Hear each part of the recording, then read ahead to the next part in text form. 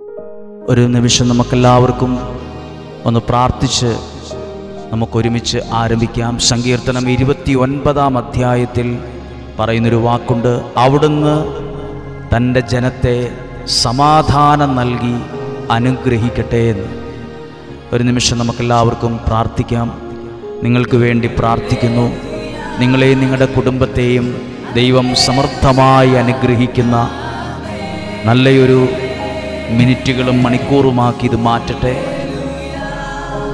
ധാരാളം ആളുകൾക്ക് ഈ വചനങ്ങൾ അത്ഭുതകരമായ വിധത്തിലും രീതിയിലും പ്രയോജനപ്പെടുന്നുണ്ട്. അനേകം കുടുംബങ്ങളെ ദൈവം ആശ്വസിപ്പിക്കുന്നുണ്ട്. ഒരുപാട് തകർച്ചയിൽ നിന്ന് ദൈവം കൈ കൊടുത്ത് കൈ പിടിച്ച് വലിയ ചേറ്റിൽ നിന്ന്, ചെളിയിൽ നിന്ന്, ജീവിത തകർച്ചയിൽ നിന്ന് വചനത്തിലൂടെ കൈ പിടിച്ചുയർത്തിയിട്ടുണ്ട്. ഇപ്പോൾ വചനം കേട്ടുകൊണ്ടിരിക്കുന്ന, കേൾക്കുവാൻ ഒരുങ്ങുന്ന എല്ലാവരെയും ഒരു നിമിഷം ദൈവത്തിൻ്റെ കരങ്ങളിലേക്ക് സമർപ്പിക്കുന്നു. നിങ്ങൾക്ക് വേണ്ടി പ്രാർത്ഥിക്കുന്നു. നിങ്ങളുടെ മനസ്സിലൂടെ കടന്നു പോകുന്ന ഓരോ പ്രാർത്ഥനാ വിഷയങ്ങളും ഇപ്പോൾ ദൈവം അറിയുന്നു. നിങ്ങളുടെ കുടുംബത്തിൻ്റെ ഇപ്പോൾ കടന്നു പോകുന്ന അല്ലെങ്കിൽ ഇപ്പോൾ ആവശ്യമായിട്ടുള്ള ആ ഒരു സാഹചര്യം എന്താണ്? ഏത് കാര്യത്തിലാണോ ദൈവത്തിൻ്റെ ഒരു ഇടപെടൽ നിങ്ങൾ മനസ്സുകൊണ്ട് ആഗ്രഹിച്ച് പ്രാർത്ഥിക്കുന്നത്? ഏത് കാര്യത്തിന്മേലാണോ ഒരു വിടുതൽ ആഗ്രഹിക്കുന്നത്? ആ മേഖലകളിൽ ദൈവത്തിൻ്റെ വലിയ പ്രവൃത്തികൾ, അത്ഭുത ഇടപെടലുകൾ സംഭവിക്കുവാൻ വേണ്ടി പ്രാർത്ഥിക്കുന്നു. ലാസർ മരിച്ചു. ലാസർ രോഗിയാണെന്ന് യേശുവിനെ അറിയിച്ച സമയമുണ്ട്. യേശുവിൻ്റെ അടുത്ത് ചെന്ന് പറഞ്ഞു, നിന്റെ സ്നേഹിതൻ രോഗമായി വളരെ സീരിയസായി വീട്ടിലുണ്ട്, വളരെ അത്യാസന്ന നിലയിലാണ് എന്ന് പറഞ്ഞപ്പോഴും യേശു അതിനെ പ്രതികരിച്ചില്ല. യേശു വന്നില്ല. ലാസർ മരിച്ചു. 1 ദിവസം, 2 ദിവസം, 3 ദിവസം കഴിഞ്ഞു. 4-ാമത്തെ ദിവസം ലാസറിൻ്റെ ആ ഒരു ഭവനത്തിലേക്ക് യേശു വരുന്നത്. ഒരു തരത്തിൽ ചിന്തിച്ചാൽ, എന്തുകൊണ്ടാണ് എൻ്റെ ഒരു ആവശ്യ നേരത്ത് യേശു വരാഞ്ഞത് എന്ന്, വന്നില്ലല്ലോ എന്ന് ലാസർ ഒരുപക്ഷെ മരിക്കുന്നതിന് മുമ്പ് ചിന്തിച്ചു കാണും. അറിയിച്ചിട്ടും വന്നില്ലല്ലോ. ഒരുപക്ഷെ നിങ്ങളും പ്രാർത്ഥിച്ചിട്ട് ഉത്തരം കിട്ടിയില്ലല്ലോ, ദൈവം ഇടപെട്ടില്ലല്ലോ, അതുകൊണ്ട് പ്രാർത്ഥന നിർത്തിയേക്കാം എന്നൊക്കെ ആയിരിക്കും നിങ്ങളും ചിന്തിക്കുന്നത്. എന്നാൽ ആ ഭാഗം വായിക്കുമ്പോൾ ഒരു കാര്യം അറിയാൻ പറ്റും. ലാസറിനെ യേശു മറന്നതുകൊണ്ടല്ല വരാതിരുന്നത്, മറന്നതുകൊണ്ടല്ല. ലാസറിനെ കുറിച്ച് ഒരു വലിയ ദൈവ പദ്ധതി ആ മനസ്സിലുണ്ടായിരുന്നത് കൊണ്ടാണ്.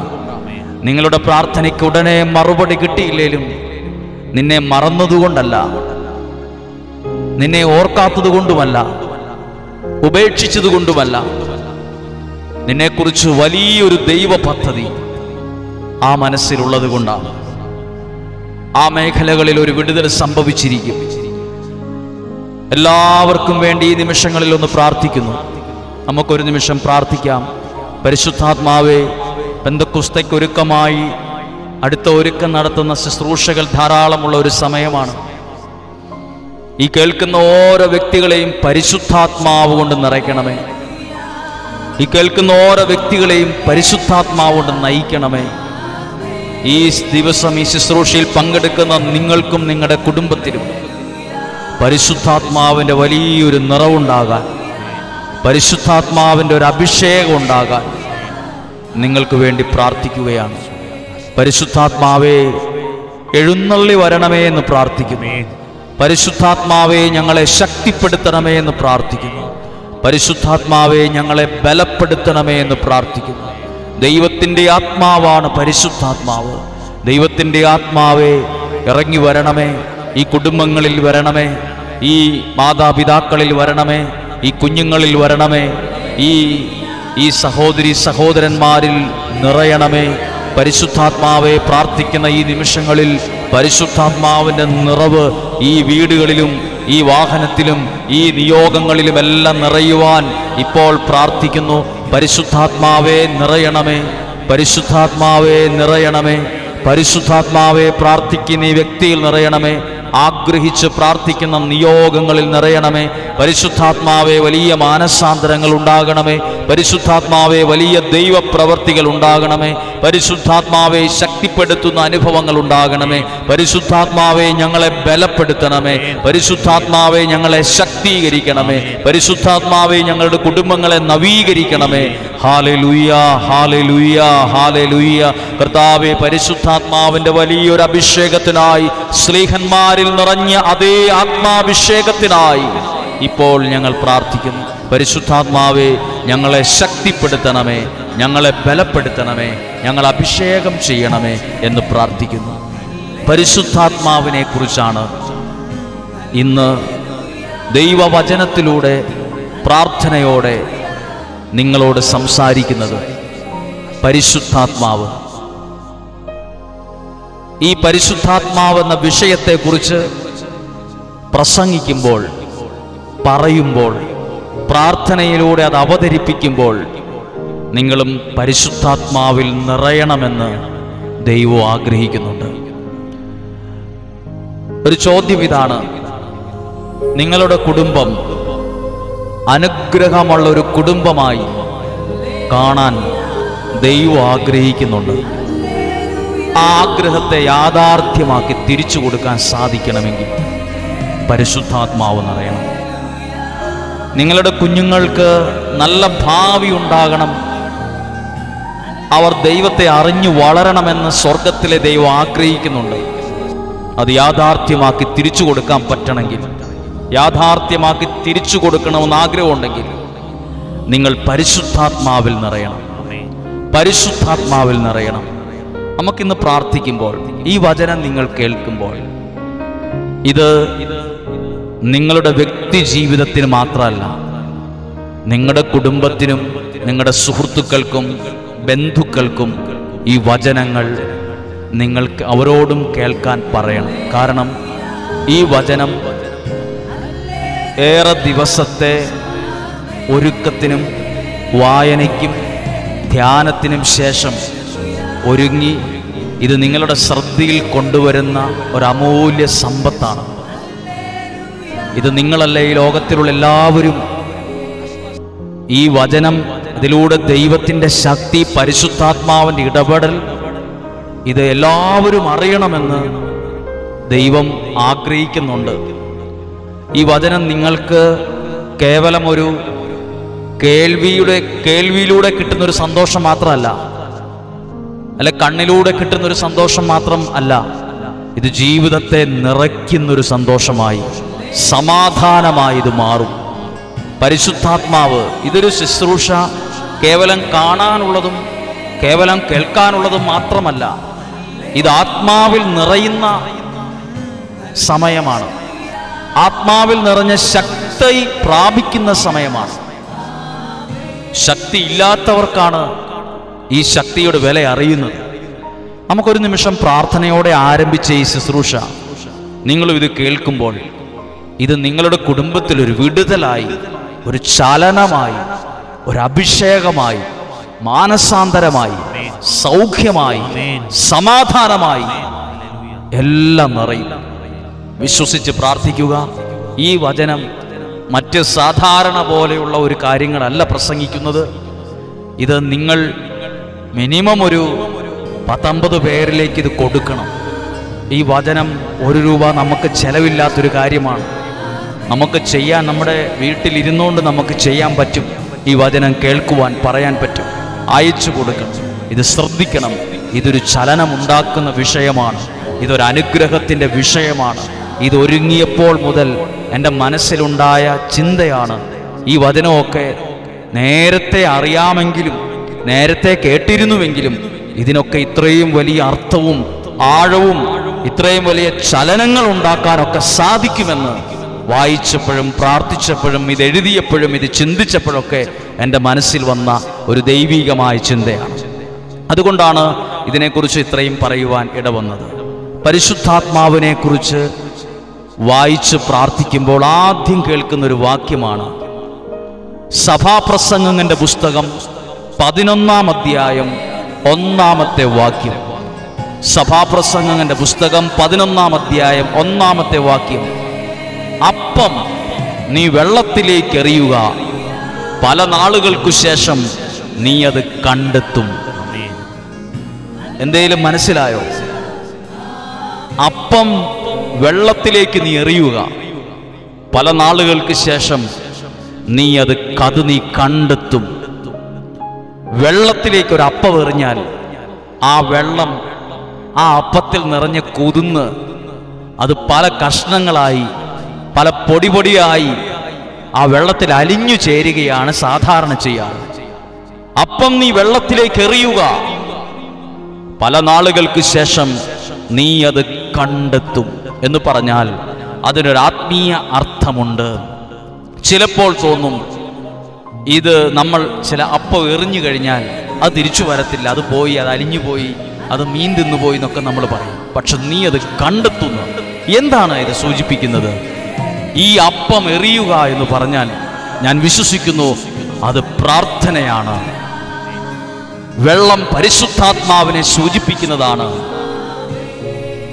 അപ്പം എറിയുക, അത് നഷ്ടമാകില്ല.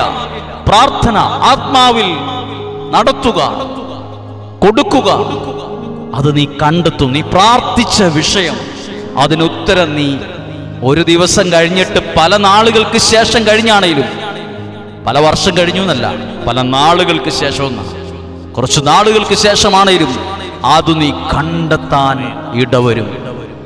അപ്പം നീ വെള്ളത്തിലേക്ക് എറിയുക. അതാണ് യെശയ്യാ പ്രവാചകന്റെ പുസ്തകം 12:3. രക്ഷയുടെ കിണറ്റിൽ നിന്ന് നീ സന്തോഷത്തോടെ ഈ ജലം കോരിയെടുക്കും. ഇപ്പോൾ കേൾക്കുന്ന ഈ വചനം രക്ഷയുടെ കിണറാണ്.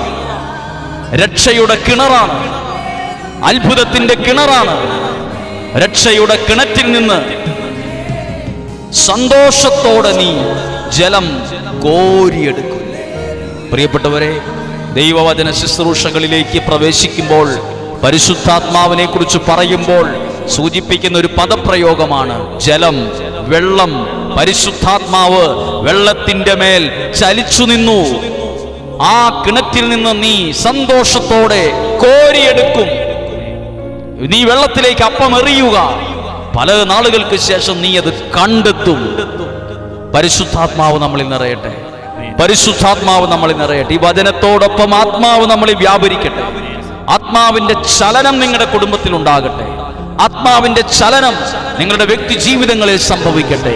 ആത്മാവിന്റെ ചലനം മാനസാന്തരം ആവശ്യമുള്ള വ്യക്തികളുടെ മേൽ ചലിക്കട്ടെ. പരിശുദ്ധാത്മാവിന്റെ ചലനം നിങ്ങളുടെ സാഹചര്യങ്ങളിൽ, രോഗാവസ്ഥകളിൽ, പ്രതീക്ഷ വരെ നഷ്ടപ്പെട്ട വിഷയങ്ങളിൽ ചലിക്കട്ടെ. അതിൻ്റെ സാഹചര്യങ്ങളെ ആത്മാവ് മാറ്റും. പരിശുദ്ധാത്മാവ് അവിടെ ഇടപെടും. പരിശുദ്ധാത്മാവ് ഒരു വ്യക്തിയാണ്. പരിശുദ്ധാത്മാവ് ഒരു ശക്തിയാണ്. പരിശുദ്ധാത്മാവ് ഒരു ചൈതന്യമാണ്. അത് നിങ്ങളിൽ പ്രവർത്തിക്കുന്നു, അത് നിങ്ങളിൽ ഇടപെടുന്നു. വളരെ അത്ഭുതകരമായി തോന്നുന്ന ഒരു ഭാഗമുണ്ട്. ശിഷ്യന്മാർ പരിശുദ്ധാത്മാവിൽ നിറയുന്നതിന് മുമ്പ് അവർ ഒരുപാട് കാര്യങ്ങളിൽ കഴിവില്ലാത്തവരായിരുന്നു. ഒരുപാട് കാര്യങ്ങളിൽ അങ്ങനെയുള്ള ഒരു ഭാഗമാണ് ഇപ്പോൾ ആദ്യമായി വായിക്കുന്നത്. അത് വിശുദ്ധ മത്തായിയുടെ സുവിശേഷം 17-ാം അധ്യായം 14 മുതലുള്ള വാക്യങ്ങളാണ്. അവിടെ 14 മുതലുള്ള വാക്യങ്ങളിൽ കാണുന്നു അപസ്മാര രോഗിയെ സുഖപ്പെടുത്തുന്നതാണ്. അവിടെ ഒരു അപ്പച്ചൻ, ഒരു മനുഷ്യൻ, ഒരാൾ കടന്നു വന്ന് ദൈവസന്നിധിയിൽ അവന്റെ സന്നിധി പ്രണമിച്ചുകൊണ്ട് പറഞ്ഞു, കർത്താവേ, എൻ്റെ പുത്രനിൽ കനിയണം. അവൻ അപസ്മാരം പിടിപെട്ട് വല്ലാതെ കഷ്ടപ്പെടുന്നു, തീയിലും വെള്ളത്തിലും വീഴുന്നു. അടുത്ത വാക്യം നോക്കൂ. ഞാൻ അവനെ നിന്റെ ശിഷ്യന്മാരുടെ അടുത്ത് കൊണ്ടുവന്നു, പക്ഷെ സുഖപ്പെടുത്താൻ കഴിഞ്ഞില്ല. ഇതാണ് ശിഷ്യന്മാരുടെ അവസ്ഥ. അതായത് അവര് ദൈവവചനം കേൾക്കുന്നവരും യേശുവിൻ്റെ കൂടെ നടന്നവരും യേശുവിനെ അനുഗമിച്ചിരുന്നവരും എല്ലാമായിരുന്നു. എത്രയോ അത്ഭുതങ്ങൾ അവർ കാണുകയും അനുഭവിക്കുകയും ചെയ്തവരാണ്. പക്ഷെ ഒരു മനുഷ്യൻ ഒരു അപസ്മാര രോഗിയെ കൊണ്ടുവന്നിട്ട് പറഞ്ഞു, ഒന്ന് പ്രാർത്ഥിച്ച് സൗഖ്യം കൊടുക്കണം, ഒത്തിരി കഷ്ടമാണ് ഈ അവസ്ഥ, വെള്ളത്തിലും തീയിലും ഈ കുഞ്ഞ് വീണു പോകുന്നു, ഒരു തിന്മയുടെ ആധിപത്യം ഈ കുഞ്ഞിലുണ്ട്, നിങ്ങളൊന്ന് പ്രാർത്ഥിക്കണം. അവർ പ്രാർത്ഥിച്ചെങ്കിലും ഒന്നും നടന്നില്ല. അങ്ങനെ ഈ മനുഷ്യൻ യേശുവിൻ്റെ അടുത്ത് കൊണ്ടുവന്നിട്ട് പറഞ്ഞു, നിന്റെ ശിഷ്യന്മാരുടെ അടുത്ത് ഞാൻ കൊണ്ടുവന്നു, പക്ഷേ അവർക്ക് സുഖപ്പെടുത്താൻ കഴിഞ്ഞില്ല. അവരവിടെ പരാജയപ്പെട്ടു പോയി, അവരുടെ ശിരസ് കുനിഞ്ഞുപോയി, അവർക്കെന്തോ ഒരു വിഷമം തോന്നി. പക്ഷെ ഞങ്ങൾക്കത് സാധിച്ചില്ലല്ലോ. അതിനുശേഷം ഇങ്ങനെയുള്ള ദുഃഖമുള്ളവരും കഴിവില്ലാത്തവരും ഒക്കെയായിരുന്നു ശിഷ്യന്മാർ. എന്നാൽ അപ്പസ്തോല പ്രവർത്തനത്തിൽ 2-ാം അധ്യായത്തിൽ ശിഷ്യന്മാർ ഒരുമിച്ച് കൂടിയിരുന്ന്, അതാണ് 1-ാം അധ്യായം 14-ാമത്തെ വാക്യം, ഈ കഴിവില്ലാത്ത ഒരു രോഗി അടുത്തു വന്നാൽ പോലും പ്രാർത്ഥിച്ച് സൗഖ്യം കൊടുക്കാൻ കഴിയാത്ത ഇതേ ശിഷ്യന്മാർ 1-ാം അധ്യായം 14-ാമത്തെ വാക്യത്തിൽ എഴുതിയിരിക്കുന്നു, അവർ ഏക മനസ്സോടെ യേശുവിൻ്റെ അമ്മയായ മറിയത്തോടും മറ്റു സ്ത്രീകളോടും അവന്റെ സഹോദരന്മാരോടുമൊപ്പം പ്രാർത്ഥനയിൽ മുഴുകിയിരുന്നു. ഹല്ലേലൂയ. പ്രാർത്ഥിച്ചു. ശിഷ്യന്മാർ പ്രാർത്ഥിക്കുവാൻ എന്തിന്? പരിശുദ്ധാത്മാവ് നിറയാൻ. 2-ാം അധ്യായത്തിൽ പരിശുദ്ധാത്മാവിന്റെ ആഗമനം ഉണ്ടാകുന്നു. അഗ്നിജ്വാലകൾ പോലെ, കൊടുങ്കാറ്റിൻ്റെതുപോലെ ഒരു സ്വരം അവർ കേൾക്കുന്നു. തീനാളങ്ങളായി പരിശുദ്ധാത്മാ വ്യക്തിപരമായി അവരിൽ നിറയുന്നു. അവർ ശക്തരാകുന്നു. ഇതേ ശിഷ്യന്മാർ 3-ാം അധ്യായത്തിൽ എവിടെയെത്തി? ഇതാ മുടന്തന് സൗഖ്യം എന്ന് എഴുതിയിട്ടുണ്ട്. 3-ാം അധ്യായം അപ്പസ്തോല പ്രവർത്തനം. ഒരു ദിവസം 9-ാം മണിക്കൂറിലെ പ്രാർത്ഥനയ്ക്ക് പത്രോസും യോഹന്നാനും ദേവാലയത്തിലേക്ക് പോകുമ്പോൾ ജന്മനാ മുടന്തനായ ഒരാളെ എടുത്തുകൊണ്ടുവന്ന് ചിലർ അവിടെ എത്തിച്ചു. ഭിക്ഷയാചിക്കാനായി സുന്ദര കവാടം എന്ന് വിളിക്കപ്പെടുന്ന ദേവാലയ വാതിൽക്കൽ അവനെ കിടത്തുക പതിവായിരുന്നു. ദേവാലയത്തിലേക്ക് പോകുന്ന ശിഷ്യന്മാരെ കണ്ടപ്പോൾ ഭിക്ഷയാചിച്ചു. അപ്പോൾ പറഞ്ഞു, ഞങ്ങളുടെ കയ്യിൽ സ്വർണമോ വെള്ളിയോ മറ്റൊന്നുമില്ല. എന്നിട്ട് എന്തു പറയുന്നു? എനിക്കുള്ളത് ഞാൻ നിനക്കു തരുന്നു, നസ്രാനായ യേശുവിന്റെ നാമത്തിൽ എഴുന്നേറ്റ് നടക്കുക. 7-ാമത്തെ വാക്യം, പത്രോസ് വലതു കൈക്ക് പിടിച്ച് അവനെ എഴുന്നേൽപ്പിച്ച് ഉടനെ അവന്റെ കൈകളും അവന്റെ പാദങ്ങളും കണങ്കാലുകളും ബലം പ്രാപിച്ചു. അവൻ ചാടി എഴുന്നേറ്റ് നടന്നും കുതിച്ചു ചാടിയും ദൈവത്തെ സ്തുതിച്ചു. മുമ്പേ കണ്ട ഒരു ഭാഗത്ത് ഒരു അപസ്മാര രോഗിയെ പോലും സുഖപ്പെടുത്താൻ കഴിയാതിരുന്ന യേശുവിന്റെ അടുത്ത് പോയി ആ മനുഷ്യൻ പറഞ്ഞു, നിന്റെ ശിഷ്യന്മാർക്ക് കഴിഞ്ഞില്ല, നിനക്ക് പറ്റുമെങ്കിൽ എന്ന് പറഞ്ഞപ്പോൾ അവർ അനുഭവിച്ചൊരു വിഷമമുണ്ട്, ഒരു ചമ്മലുണ്ട്. കഴിഞ്ഞില്ലല്ലോ, പ്രാർത്ഥിച്ചിട്ടൊരു വിടുതൽ ഉണ്ടായില്ലല്ലോ, പ്രാർത്ഥിച്ചിട്ടൊരു അത്ഭുതം നടന്നില്ലല്ലോ എന്ന് ചിന്തിച്ച ശിഷ്യന്മാർ ഒരുമിച്ചിരുന്ന് പ്രാർത്ഥിച്ച് പരിശുദ്ധാത്മാവിനെ സ്വീകരിച്ചപ്പോൾ നോക്കൂ, എഴുതിയിട്ടുള്ളത് കഴിഞ്ഞില്ലെന്നല്ല, പിന്നീട് യേശുവിന്റെ നാമത്തിൽ അത്ഭുതങ്ങൾ ചെയ്യാൻ കഴിവുള്ളവരും ശക്തരുമായി മാറി. ഇതാണ് ഒരു വ്യക്തിയിൽ ആത്മാവ് നിറയുമ്പോൾ ഉണ്ടാകുന്ന വ്യത്യാസം. ഇതേ വ്യത്യാസം ഈ കേൾക്കുന്ന നിങ്ങളിലും ഉണ്ടാകും. ഒരുപക്ഷെ നിങ്ങൾ പ്രാർത്ഥിക്കുന്നവരാകും, ഒരുപക്ഷെ നിങ്ങൾ ഉപവസിക്കുന്നവരാകും, ഒരുപക്ഷെ നിങ്ങൾ ദൈവവചനം ദിവസവും ധ്യാനിക്കുന്നവരാകും. ആത്മാവിൽ നിറയുമ്പോൾ വ്യത്യസ്ത അനുഭവമാണ്. ശിഷ്യന്മാർ പ്രാർത്ഥനയുള്ളവരായിരുന്നു, യേശുവിന്റെ കൂടെ നടന്നവരായിരുന്നു, മാസങ്ങൾ ദിവസങ്ങൾ യേശുവിന്റെ ഒപ്പം ചെലവഴിച്ചിട്ടുള്ളവരാണ്, ഒപ്പം നടന്നവരാണ്. പക്ഷെയോ പല കാര്യങ്ങളും ചെയ്യാൻ ശക്തി അവർക്ക് ലഭിച്ചിരുന്നില്ല. പക്ഷെ പരിശുദ്ധാത്മാവിനെ കിട്ടിയപ്പോൾ അവർ ശക്തരായി മാറി. പരിശുദ്ധാത്മാവ് നിങ്ങളിൽ വരുമ്പോൾ നിങ്ങളുടെ കഴിവുകേടുകൾ മാറും, നിങ്ങളുടെ ബലഹീനതകൾ മാറും. നിങ്ങൾ എവിടെയാണോ തലകുനിഞ്ഞത്, എവിടെയാണോ നിങ്ങൾ പരാജയപ്പെട്ടത്, എവിടെയാണോ നിങ്ങളൊക്കെ അധ്വാനിച്ചിട്ടും പരിശ്രമിച്ചിട്ടും ശരിയാകാതെ പോയത്, വിജയിക്കാതെ പോയത്, നന്നാകാതെ പോയത്, പരിശുദ്ധാത്മാവ് വരുമ്പോൾ നിങ്ങൾ എവിടെയാണോ പരാജയപ്പെട്ടത്, അധ്വാനിച്ചിട്ട് ശരിയാകാതെ വന്നത്, പരിശുദ്ധാത്മാവിന് നിറവ് വരുമ്പോൾ അതുപോലെ ആയിരിക്കില്ല നിങ്ങൾ. പിന്നീട് നിങ്ങളുടെ ജീവിതം മാറും, നിങ്ങളുടെ കാഴ്ചപ്പാടുകൾ മാറും, നിങ്ങളുടെ ദർശനങ്ങൾ മാറും, നിങ്ങളുടെ തീരുമാനങ്ങൾ മാറും, നിങ്ങളുടെ നിലപാടുകൾ മാറും, നിങ്ങൾ ശക്തരായി മാറും. ഒരു കാര്യത്തിൽ മാത്രമല്ല, എല്ലാ കാര്യത്തിലും ഇങ്ങനെയാണ്.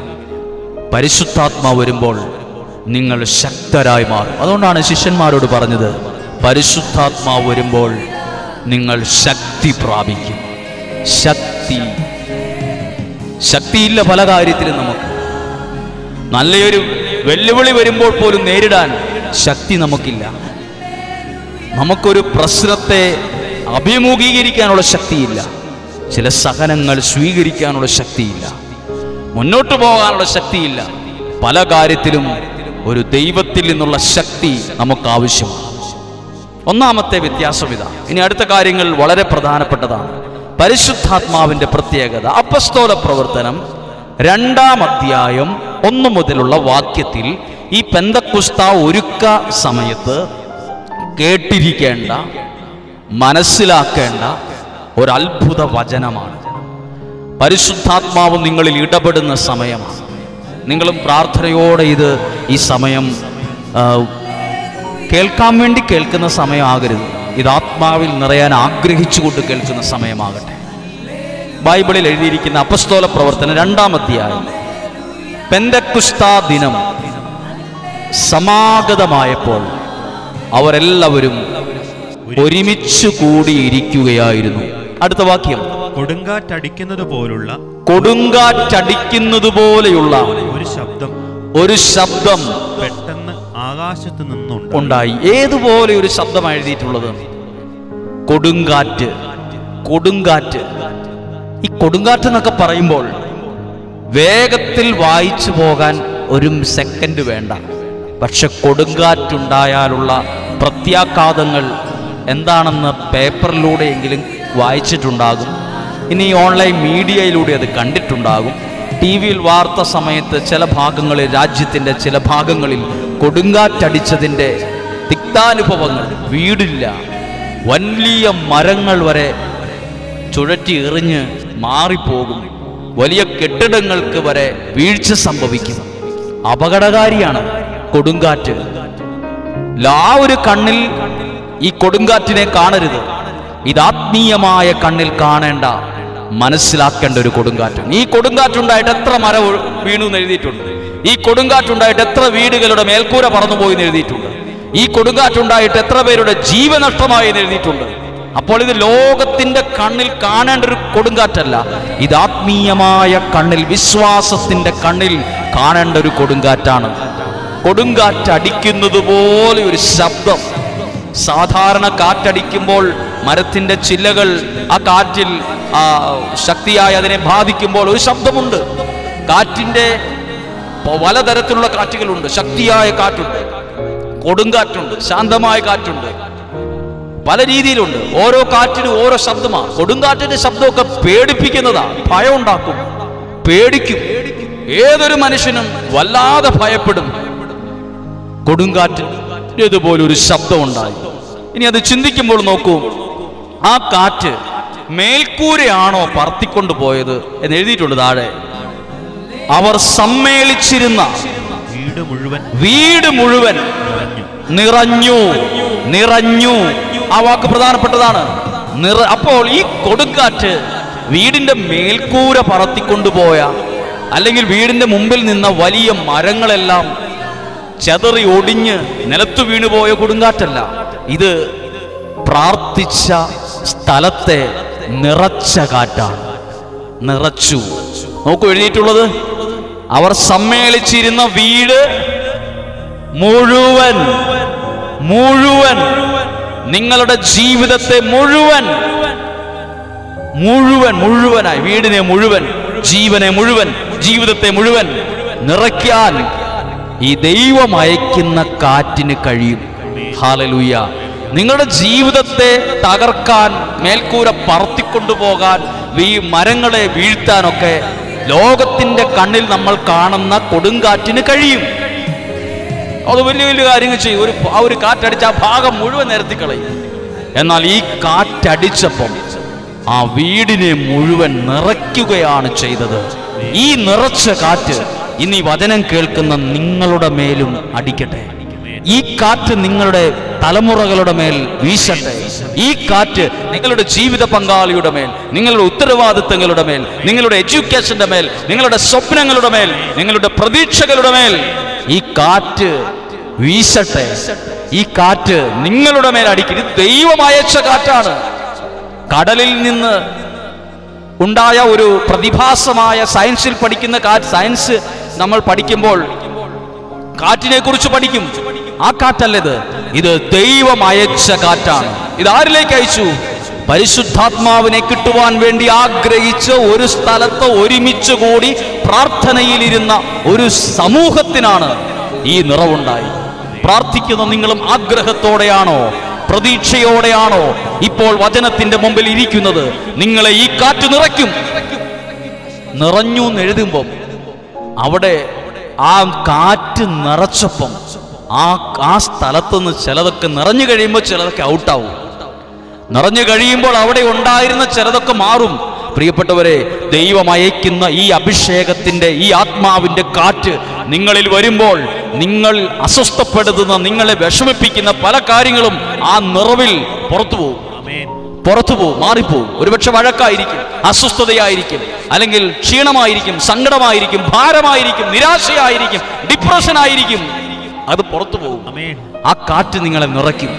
അത് സമാധാനം നൽകി നിറയ്ക്കും, സന്തോഷം നൽകി നിറയ്ക്കും, പ്രതീക്ഷ നൽകി നിറയ്ക്കും. അതുകൊണ്ടാണ് നിങ്ങൾ പറഞ്ഞത്, കർത്താവേ ഞങ്ങളിൽ ഈ ആത്മാവിനെ അയക്കണമേ, ഈ ആത്മാവിനെ ഞങ്ങളിൽ അയക്കണമേ, ഞങ്ങളിൽ അയക്കണമേ പറഞ്ഞേ. Hallelujah, hallelujah. അടുത്ത വാക്കാണ് ഇത്. അടുത്ത വാക്ക് എഴുതിയിട്ടുണ്ട്, അഗ്നിജ്വാലകൾ പോലെയുള്ള നാവുകൾ തങ്ങൾ ഓരോരുത്തരുടെയും മേൽ, ഓരോരുത്തരുടെ മേലും വന്നു നിൽക്കുന്നതായി അവർ കണ്ടു. അഗ്നി അവരുടെ ജീവിതത്തിന്റെ, നോക്കൂ, അത് പ്രാർത്ഥിച്ച എല്ലാവരുടെ മേൽ വന്ന് നിൽക്കുന്നു എന്നല്ല, ഓരോരുത്തരുടെയും മേൽ. അപ്പോൾ ദൈവാത്മാവിന്റെ ഇടപെടൽ വ്യക്തിപരമായി സംഭവിക്കും. ഓരോരുത്തരുടെയും മേൽ, ഓരോരുത്തർക്കും. ഇപ്പൊ പ്രാർത്ഥിക്കുന്ന നിങ്ങൾക്ക് ഓരോരുത്തർക്കും, ഈ ഇരിക്കുന്ന ഓരോരുത്തർക്കും, ഈ കേൾക്കുന്ന ഓരോരുത്തർക്കും ഈ ആത്മാവ് വേണം. എല്ലാവരിലേക്കും ഒരു നിശ്ചിത ശതമാനം വന്നു എന്നല്ല. ഒരു കാറ്റടിക്കുന്ന പോലെ ഉണ്ടായി, ഒരു ഫീലിംഗ് ഉണ്ടായി, പെട്ടെന്നൊന്ന് വിറച്ചതുപോലെ തോന്നി, എന്തോ ഒരു ചൂട് അനുഭവിക്കുന്നവർ തോന്നി എന്ന് പറഞ്ഞ് കേവലം ഒരു എക്സ്പീരിയൻസ് അല്ലിത്. അത് അവരെ വ്യക്തിപരമായി തൊടുന്ന, നിറയ്ക്കുന്ന അനുഭവമായി അത് മാറും. പരിശുദ്ധാത്മാവ് നമ്മളെ നിറയ്ക്കും. അതുകൊണ്ട് നമ്മൾ ഒരു നിമിഷം ഇങ്ങനെ പ്രാർത്ഥിച്ച്, കർത്താവേ അങ്ങയുടെ ആത്മാവിനെ എൻ്റെ മേൽ അയക്കണമേ, എൻ്റെ മേൽ വ്യക്തിപരമായി അയക്കണമേ, എൻ്റെ കുടുംബത്തിൽ അങ്ങ് നിറയ്ക്കണമേ. ഹല്ലേലൂയ. അടുത്ത പ്രധാനപ്പെട്ട ഒരു കാര്യമാണ് പരിശുദ്ധാത്മാവ് നമ്മളിൽ നിറയുമ്പോൾ. ഈ പരിശുദ്ധാത്മാവ് നമ്മുടെ ജീവിതത്തിൻ്റെ വഴി തുറക്കുന്ന കാറ്റാണ്. വഴി തുറക്കും കാറ്റ്. നമ്മളിപ്പോൾ കണ്ടു, കൊടുങ്കാറ്റ് അടിക്കുന്നത് പോലൊരു ശബ്ദം. ഇതുപോലൊരു കാറ്റുണ്ട്. പുറപ്പാട് പുസ്തകം 14-ാം അധ്യായത്തിൽ ഒരു കാറ്റടിച്ചിട്ടുണ്ട്. പുറപ്പാട് പുസ്തകം 14-ാം അധ്യായം 21 മുതലുള്ള വാക്യങ്ങൾ. പുറപ്പാട് 14-ാം അധ്യായം 21 മുതലുള്ള വാക്യങ്ങളിൽ ആ വാക്യം എഴുതിയിട്ടുണ്ട്. ഒന്ന് ആ വാക്യം വായിക്കുകയാണ്. മോശ അത് വായിക്കുന്നതിന് മുമ്പ് ശ്രദ്ധിച്ചു. അപ്പസ്തോല പ്രവർത്തനത്തിൽ ശിഷ്യന്മാർ ഒരുമിച്ച് കൂടിയിരിക്കുമ്പോൾ കൊടുങ്കാറ്റടിക്കുന്നത് പോലെ ഒരു ശബ്ദമുണ്ടായി. അപ്പോൾ ദൈവം അയച്ച ഒരു കാറ്റാണത്. ഈ ബൈബിളിൽ ദൈവം അയച്ച ചില കാറ്റുകളുണ്ട്. ദൈവം അയക്കുന്ന കാറ്റ് നിങ്ങളുടെ മേൽ വരണം, നിങ്ങളുടെ കുടുംബത്തിൽ മേൽ വരണം, നിങ്ങളുടെ തലമുറകളിൽ വരണം, നിങ്ങളുടെ പ്രാർത്ഥനയിൽ വരണം. ദൈവം അയക്കുന്ന, അത് നാശനഷ്ടങ്ങൾ ഉണ്ടാക്കുന്ന കാറ്റല്ല, നിങ്ങളെ പടുത്തുയർത്തുന്ന കാറ്റാണ്, നിങ്ങളെ പിടിച്ചുയർത്തുന്ന കാറ്റാണ്, നിങ്ങളുടെ മേൽ വഴികൾ തുറക്കുന്ന കാറ്റാണ്, അത്ഭുതങ്ങളെ കൊണ്ടുവരുന്ന കാറ്റാണ്. അത് എഴുതിയിട്ടുണ്ട് 14-ാം അധ്യായം 21-ാമത്തെ വാക്യം. മോശ കടലിനുമീതെ കൈ നീട്ടി പിടിച്ചു. കൈ നീട്ടി. കർത്താവ് എഴുതിയിരിക്കുന്ന വാക്കുകൾ അക്ഷരം പ്രതി ശ്രദ്ധിക്കാമോ? നിങ്ങൾ തുറന്നൊരു ബൈബിൾ കയ്യിൽ പിടിക്ക്, ആ ബൈബിൾ ഭാഗം എടുക്ക്, എന്നിട്ട് അത് ശ്രദ്ധിച്ച് ആ വാക്ക്. കർത്താവ് രാത്രി മുഴുവൻ ശക്തമായ ഒരു കിഴക്കൻ കാറ്റ് അയച്ചു. ആരയച്ചു? കർത്താവ് ഒരു കാറ്റ് അയച്ചു എന്ന് എഴുതിയിട്ടുണ്ട്. ഏത് സമയത്താ എഴുതിയിരിക്കുന്ന അറിയാമോ?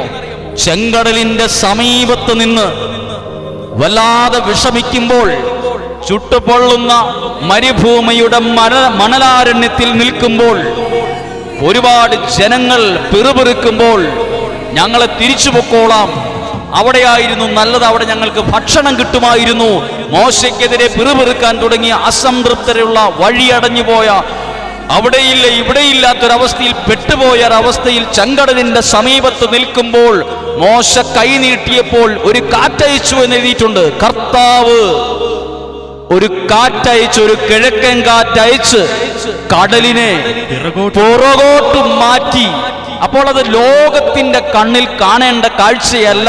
കാരണം ഒരു കാറ്റ് സ്വാഭാവികമായി സംഭവിക്കുമ്പോൾ കടല് തിരമാലകളുടെ വലിപ്പം കൂടി കരയ്ക്ക് നിന്നവരെ കൂടി ആ തിരമാല വിഴുങ്ങേണ്ട ഒരു അന്തരീക്ഷമാണ് ഉണ്ടാകേണ്ടത്. എന്നാൽ ദൈവം അയച്ച കാറ്റിന്റെ പ്രത്യേകത എന്താണ്? ദൈവം അയച്ച കാറ്റ് അവരെ മൂടുകയോ അവരെ ഭീതിപ്പെടുത്തുകയോ ചെയ്യുന്ന കാറ്റല്ല. ആ കാറ്റിന്റെ പ്രത്യേകത കടലിനെ പുറകോട്ട് മാറ്റി. കടലിനെ പുറകോട്ട് മാറ്റുന്ന എത്ര കാറ്റുകളെ കുറിച്ച് നിങ്ങൾ കേട്ടിട്ടുണ്ട്? നിങ്ങൾ ചരിത്ര പുസ്തകങ്ങൾ പഠിച്ചിട്ടില്ലേ? എത്രയോ ഗ്രന്ഥങ്ങൾ നിങ്ങൾ വായിച്ചിട്ടുണ്ട്. ലൈബ്രറിയിൽ എത്രയോ വില കൂടിയ, എത്രയോ അറിവുകൾ തരുന്ന പുസ്തകങ്ങളുണ്ട്. അവിടെ എവിടെയെങ്കിലും ഇങ്ങനെ ഒരു പദം ശ്രദ്ധിച്ചിട്ടുണ്ടോ? കാറ്റയച്ച് കടലിനെ പുറകോട്ട് മാറ്റിയെന്ന്. ഇത് ചിത്രകഥയിലെ ഒരു ഭാഗകഥയോ രസകഥകളോ അല്ല, ദൈവം ചെയ്ത അത്ഭുത പ്രവൃത്തിയുടെ യാഥാർത്ഥ്യത്തിന്റെ ഭാഗമാണ്. പ്രിയപ്പെട്ടവരെ, ശ്രദ്ധിക്കുക. ദൈവം അയച്ച കാറ്റ് കടലിനെ പിറകോട്ട് മാറ്റാൻ ശക്തിയുള്ള കാറ്റാണ്. അവരെ സംബന്ധിച്ച കടൽ എന്തായിരുന്നു? അത് വഴിയടഞ്ഞ ഒരു പ്രതീക്ഷ നഷ്ടപ്പെട്ട ഒരു അന്തരീക്ഷത്തിന്റെ ഭാഗമായിരുന്നു.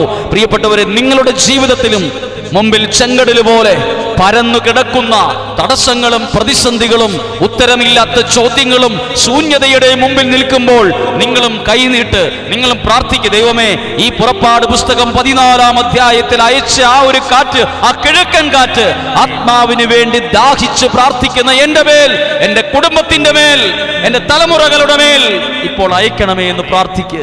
ദൈവം അയച്ച കാറ്റ് നിങ്ങളെ മൂടുകയില്ല. ദൈവം അയച്ച കാറ്റ് നിങ്ങളെ പേടിപ്പിക്കുകയില്ല. ദൈവം അയക്കുന്ന കാറ്റ് നിങ്ങളുടെ പ്രതീക്ഷ തന്ന് വഴികൾ തുറക്കും. കടലിനെ പോലും പിറകോട്ട് മാറ്റും. കടലിനെ പിറകോട്ട് മാറ്റാൻ ഏതു ശക്തിക്ക് പറ്റും? ഏത് പാർട്ടിക്ക് പറ്റും? ഏത് പ്രസ്ഥാനത്തിന് പറ്റും?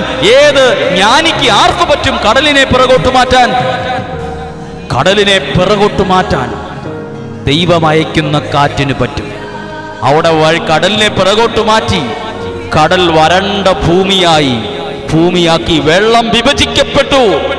ഇസ്രായേൽക്കാർ കടലിന് നടുവേ ഉണങ്ങിയ സ്ഥലത്തൂടെ പോയി. നോക്കൂ, അവിടെ ഒരു അത്ഭുതം നടന്ന ദൈവപ്രവൃത്തി കാണൂ. ഇത് എപ്പോഴാ സംഭവിച്ചത്? ദൈവം അയച്ച കാറ്റ് പ്രതിസന്ധികളെ മാറ്റി, തടസ്സങ്ങളെ മാറ്റി, ബന്ധനങ്ങളെ മാറ്റി, നിരാശ മാറ്റി, ഡിപ്രഷൻ മാറ്റി, പിറുവിറുപ്പ് മാറ്റി. അവർ ഉണങ്ങിയ നിലത്തിലൂടെ എന്ന പോലെ, അവർ ചെങ്കടൽ നടുവിലൂടെ ഉണങ്ങിയ സ്ഥലത്ത് എന്ന പോലെ മുന്നോട്ട് പോയി. ഒരിക്കൽ കൂടി കേൾക്കൂ. ദൈവം അയച്ച കാറ്റ് അപ്പസ്തോല പ്രവർത്തനത്തിൽ കണ്ടു. കൊടുങ്കാറ്റടിക്കുന്നത് പോലൊരു ശബ്ദം കേട്ടു. അപ്പോൾ അവരിൽ അത് നിറച്ചു. അവർ ശക്തരായി മാറി. ശിഷ്യന്മാർ അപസ്മാര രോഗിയായ ഒരു മകനെ കൊണ്ടുവന്നപ്പോൾ കുറെ പ്രാർത്ഥിക്കുകയൊക്കെ ചെയ്തു, തലയിൽ കൈവച്ചു, ഒന്നും നടക്കുന്നില്ല. അവസാനം ഈ കൊച്ചിനെയും കൊണ്ട് അപ്പനാ യേശുവിൻ്റെ അടുത്ത് ചെന്നിട്ട് പറയുന്നു, നിന്റെ ശിഷ്യന്മാരോടെ നിപ്പുണ്ട്, ഞാൻ ഈ കൊച്ചിനെ സൗഖ്യത്തിനായിട്ട് പ്രാർത്ഥിച്ചു, അവർക്കൊന്നും കഴിഞ്ഞില്ല, നിനക്ക് സാധിക്കുമെങ്കിൽ. ഇത് പറഞ്ഞപ്പോൾ യേശുവിൻ്റെ മുമ്പിൽ, ആ അപ്പൻ്റെ മുമ്പിൽ ഈ ശിഷ്യന്മാരുടെ തല നാണം കൊണ്ട് കുനിഞ്ഞുപോയി കാണും, ഞങ്ങൾക്ക് കഴിഞ്ഞില്ലല്ലോ. ഇതേ ശിഷ്യന്മാരാണ് അപ്പസ്തോല പ്രവർത്തനത്തിൽ ആത്മാവ് നിറഞ്ഞപ്പോൾ ശക്തരായി മാറിയത്. കാലിന് സ്വാധീനമില്ലാത്ത ഒരാളെ എൻ്റെ കയ്യിൽ സ്വർണമോ വെള്ളിയോ ഇല്ല, എഴുന്നേറ്റ് നടക്കാൻ പറഞ്ഞപ്പോൾ അവൻ എഴുന്നേറ്റ് ഓടി ദൈവത്തെ സ്തുതിച്ചു. അത്ഭുതങ്ങൾ നടന്നു. ആത്മാവ് നിറഞ്ഞപ്പോൾ ശക്തരായി മാറി. ഇതുപോലൊരു കൊടുങ്കാറ്റ് അവരെ നിറയ്ക്കുകയാണ് ചെയ്തത്. ദൈവം അയച്ച കാറ്റ് തകർക്കില്ല. ദൈവം അയച്ച കാറ്റ് നിങ്ങളെ നിറയ്ക്കും. സന്തോഷം നിറയ്ക്കും, സമാധാനം നിറയ്ക്കും, സമൃദ്ധി നിറയ്ക്കും, ഐശ്വര്യം നിറയ്ക്കും, സൗഖ്യം നിറയ്ക്കും. ദൈവം അയച്ച കാറ്റ് നിങ്ങളിൽ അത്ഭുതങ്ങളെ സൃഷ്ടിക്കും. ഇതാ ദൈവം അയച്ച ഒരു കിഴക്കൻ കാറ്റ് കടലിനെ പുറകോട്ട് മാറ്റി. നിങ്ങളുടെ ജീവിതത്തിൽ എവിടെയെങ്കിലും വഴിമുട്ടി നിൽക്കുകയാണോ? പോകേണ്ട വഴി അറിയാതെ നിങ്ങൾ ആകെ തകർന്നിരിക്കുവാണോ?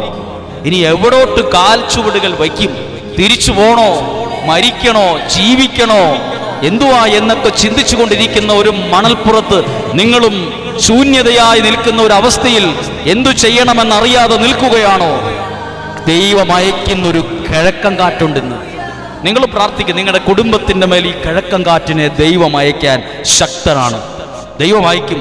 എഴുതിയിട്ടുണ്ട്, ദൈവം അയച്ച, കർത്താവ് അയച്ച ശക്തമായൊരു കിഴക്കൻ കാറ്റ് കടലിനെ പിറകോട്ട് മാറ്റി. നിങ്ങൾ പ്രാർത്ഥിക്കുക, എൻ്റെ തടസ്സങ്ങളെ മാറുവാൻ, എൻ്റെ പ്രതീക്ഷ നഷ്ടപ്പെട്ട സാഹചര്യങ്ങളിൽ അത്ഭുതം നടക്കുവാൻ ദൈവമേ അങ്ങ് അയച്ച കിഴക്കൻ കാറ്റിനെ എൻ്റെ മേൽ അടിപ്പിക്കണമേ. എൻ്റെ കുടുംബത്തിൻ്റെ മേൽ, എൻ്റെ നിയോഗത്തിൻ്റെ മേൽ. ഞാനിതായി തോറ്റു കിടക്കുന്ന ഒരു അവസ്ഥയാണ്. എൻ്റെ മനസ്സ് നിരാശയുടെ ഒരു കൂടായി മാറി. എനിക്കൊരു വഴി തുറക്കണം, ഒരു വഴി തുറക്കണം.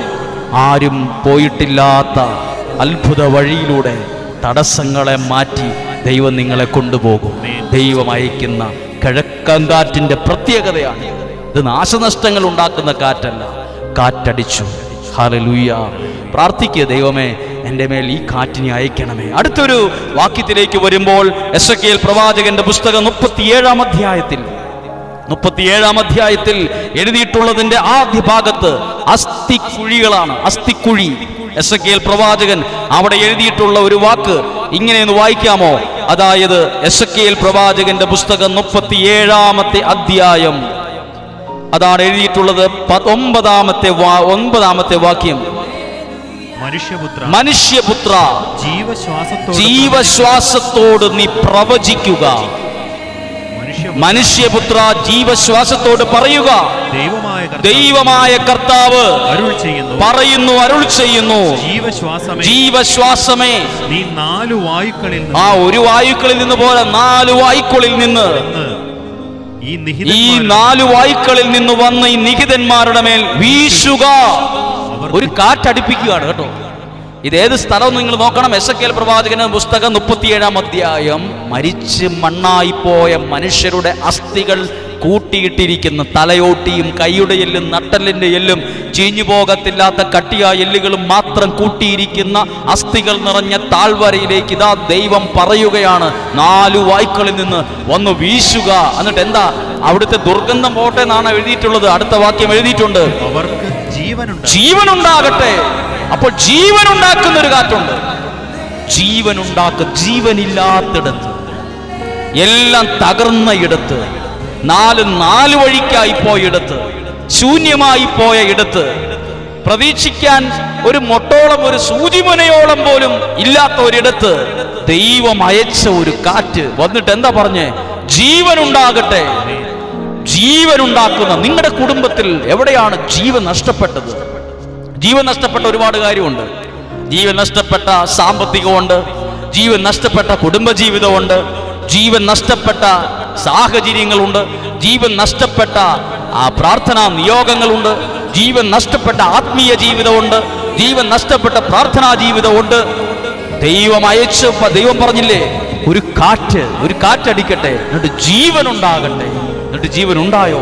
അതിന് താഴേക്ക് സമയക്കുറവുള്ളത് കൊണ്ട് നിങ്ങൾ വായിക്ക്. നിങ്ങളുടെ കയ്യിൽ തുറന്നു വച്ചിരിക്കുന്ന ബൈബിളിന്റെ താഴോട്ട് വായിക്ക്. ജീവൻ ഉണ്ടായോ എന്ന്. ചിതറിയതിനെ ദൈവം ഈ കാറ്റ് ചേർത്തു. ചെതറിപ്പോയതിനെ 4 വഴിക്ക് കിടന്ന അസ്ഥികളെ ചേരേണ്ടതോട് ചേർന്നു. ജീവനുണ്ടായി. ഞരമ്പുകൾ വന്നു, മാംസം വന്നു, അതിന്റെ മുകളിൽ ചർമ്മം വന്നു. അവ സൈന്യത്തെ പോലെ എഴുന്നേറ്റ് നിന്നു. വലിയ കാര്യങ്ങൾ ഒരു കാറ്റിലൂടെ ദൈവം ചെയ്തു. ഈ കാറ്റ് ദൈവം അയച്ച കാറ്റാണ്. ആദ്യം കണ്ടു കൊടുങ്കാറ്റിൻ്റെതുപോലെ ഒരു ശബ്ദം. രണ്ടാമത് നമ്മൾ കേട്ടു കിഴക്കൻ കാറ്റ്. ഇതാ 4 വായുക്കളിൽ നിന്ന് വന്ന ജീവനുണ്ടാക്കിയ മറ്റൊരു കാറ്റ്. നിങ്ങളുടെ ജീവിതത്തിൽ ജീവനുണ്ടാക്കുന്ന ഒരു കാറ്റ്. നിങ്ങൾ പ്രാർത്ഥിക്കുക, ഈ കാറ്റ് ദൈവമേ എൻ്റെ മേൽ ഇന്ന് കൊണ്ടുവരണമേ. എൻ്റെ കുടുംബത്തിൻ്റെ മേൽ ഒരു ജീവൻ കൊണ്ടുവരട്ടെ. ബന്ധങ്ങളുടെ മേൽ ഒരു ജീവൻ കൊണ്ടുവരട്ടെ. എൻ്റെ ശുശ്രൂഷയുടെ മേൽ ജീവൻ കൊണ്ടുവരുന്ന കാറ്റ്. അത്ഭുതം സംഭവിക്കുന്ന കാറ്റ്, അത്ഭുതം കൊണ്ടുവരുന്ന കാറ്റ്. അതാണ് ദൈവം അയക്കുന്ന കാറ്റ്. അത് കെട്ടിടത്തിൻ്റെ മേൽക്കൂര പറത്തിക്കൊണ്ടുപോകുന്ന, നമുക്ക് അങ്ങനെയുള്ള കാറ്റുകളെ കുറിച്ചാണ് കൂടുതൽ അറിയാവുന്നത്. വലിയ മരങ്ങൾ വീഴില്ല എന്ന്, ഒരിക്കലും വീഴത്തില്ലെന്ന് പറഞ്ഞ മരം ഇതാ നിലത്ത് കിടക്കുന്നു. വലിയ ഉറപ്പുള്ള കെട്ടിടമെന്ന് പറഞ്ഞ കെട്ടിടം ഇതാ കാറ്റത്ത് മറിഞ്ഞു കിടക്കുന്നു. വലിയ കാര്യങ്ങൾ. പക്ഷെ ഇത് ജീവനുണ്ടാക്കുന്ന കാറ്റ്. വഴികൾ തുറക്കുന്ന കാറ്റ്, നിറയ്ക്കുന്ന കാറ്റ്. ഇത് ദൈവത്തിൻ്റെ കണ്ണിലൂടെ കാണേണ്ട ആത്മീയമായ ഒരു കാഴ്ചപ്പാടാണ്. ഇതൊക്കെ കേട്ടിട്ട് ആർക്കെങ്കിലും പ്രാർത്ഥിക്കാതിരിക്കാൻ പറ്റുമോ? ദൈവമേ, പരിശുദ്ധാത്മാവിനിൽ വേണ്ട എന്ന് നിങ്ങൾ മാറിയാതെ ആഗ്രഹത്തോടെ പ്രാർത്ഥിക്കും. പരിശുദ്ധാത്മാവേ, പരിശുദ്ധാത്മാവേ എന്നിൽ നിറയണമേ, പരിശുദ്ധാത്മാവേ എൻ്റെ കുടുംബത്തിൽ നിറയണമേ എന്ന് ഏതൊരു മനുഷ്യനും അറിയാതെ പ്രാർത്ഥിച്ചു പോകും. കാരണം അത്രയും ശക്തമാണ് പരിശുദ്ധാത്മാവെന്ന വിഷയം, പരിശുദ്ധാത്മാവിൻ്റെ പ്രവർത്തികൾ, പരിശുദ്ധാത്മാവിൻ്റെ ഇടപെടലുകൾ. പരിശുദ്ധാത്മാവ്. ഇനി സംഖ്യയുടെ പുസ്തകം 11-ാം അധ്യായം 32-ാമത്തെ വാക്യം. സംഖ്യയുടെ പുസ്തകം, ഉൽപ്പത്തി, പുറപ്പാട്, ലേവ്യർ. സംഖ്യയുടെ പുസ്തകം 11-ാം അധ്യായം 32-ാമത്തെ വാക്യം. 11-ാമത്തെ അധ്യായം സംഖ്യയുടെ പുസ്തകം 11:32. 11-ാം അധ്യായം ശ്രദ്ധിച്ചു കേൾക്കണം. ഇതൊരു പ്രത്യേകമായ ഒരു വാക്യമാണ്. ഞാനത് 31-ാമത്തെ വാക്യം നിങ്ങൾക്ക് കൂടുതൽ മനസ്സിലാകുവാൻ വേണ്ടി അത് വായിക്കുകയാണ്. പെട്ടെന്ന് കർത്താവ് ഒരു കാറ്റയച്ചു. പ്രിയപ്പെട്ടവരെ, ഇതൊക്കെ എഴുതിയിരിക്കുന്നത് മലയാളത്തിലാണ്, അല്ലെ വായിച്ചാൽ മനസ്സിലാകുന്ന ഭാഷയിലാണ്.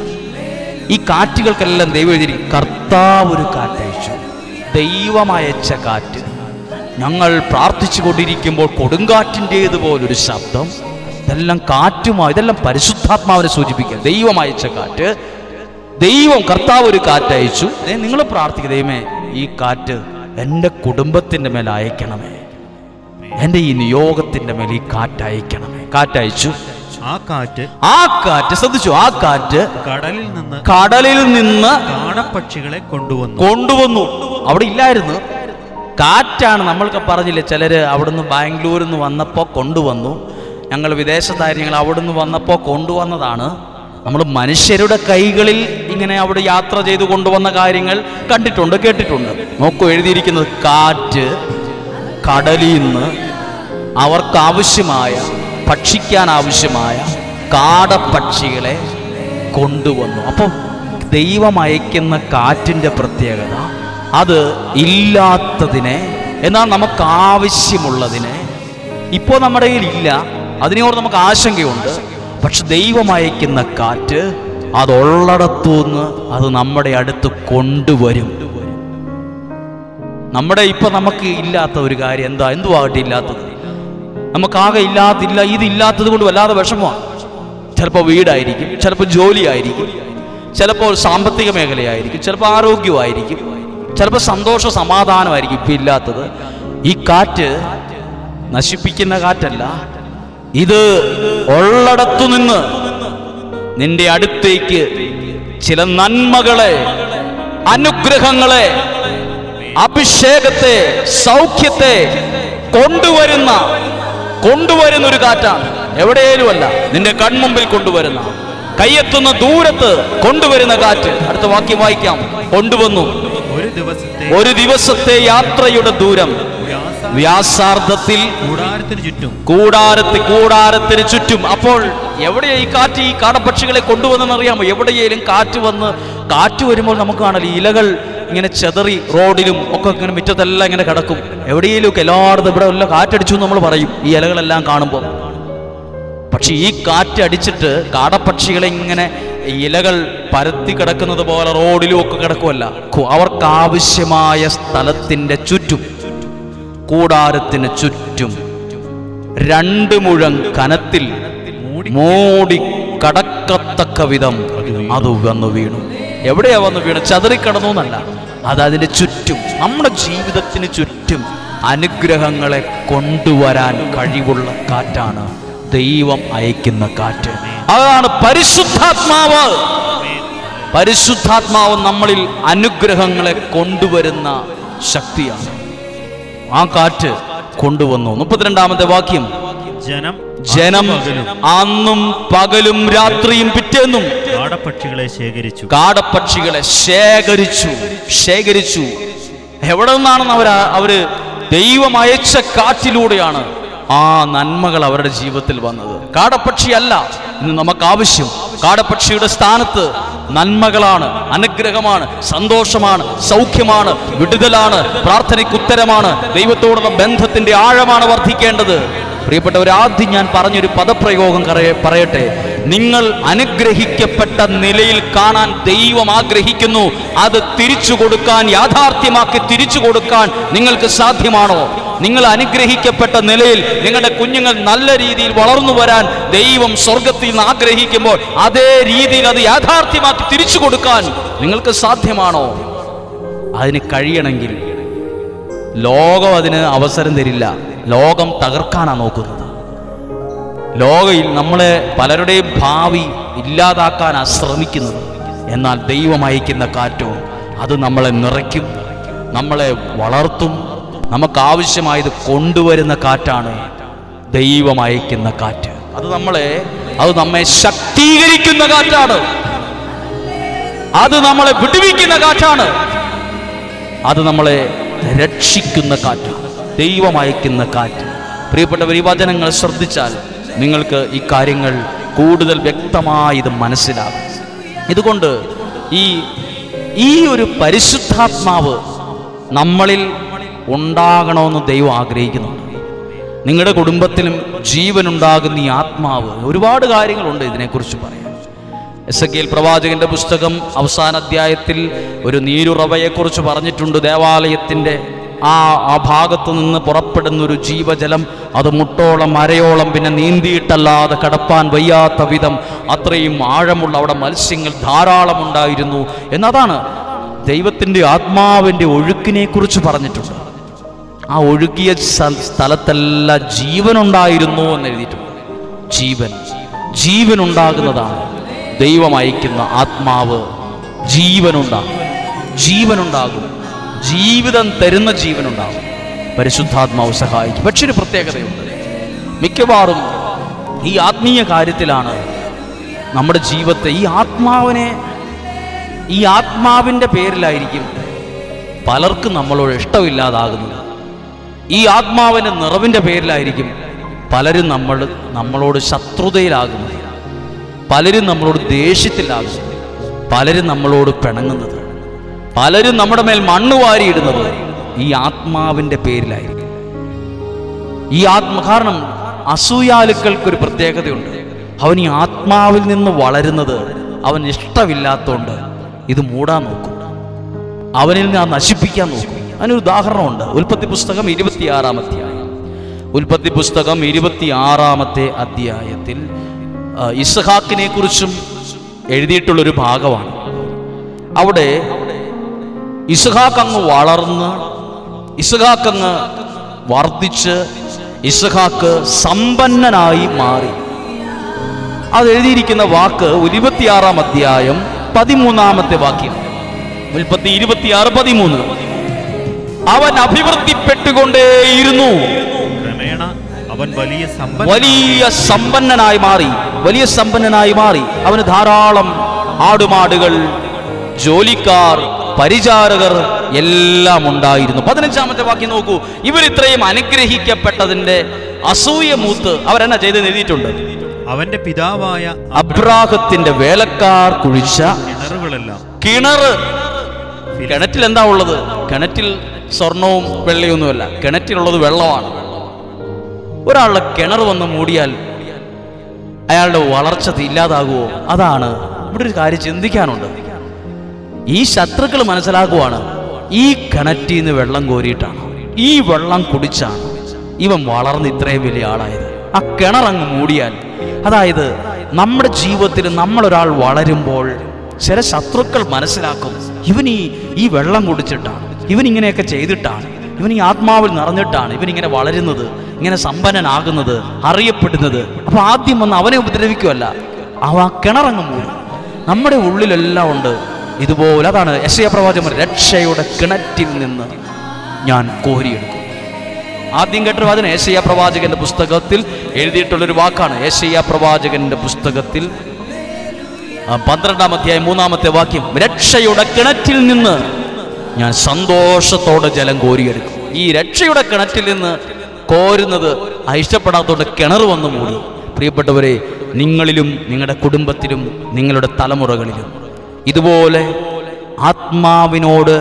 ആത്മാവിൽ അത്രയും ചേർന്നിരിക്കുന്ന ജീവിതങ്ങളെ എങ്ങനെയെങ്കിലും ആത്മാവിനെ നശിപ്പിക്കാനാണ്, അതിനെ മൂടിക്കളയാനാണ് അസൂയാലുക്കളും ശത്രുക്കളും നോക്കുന്നത്.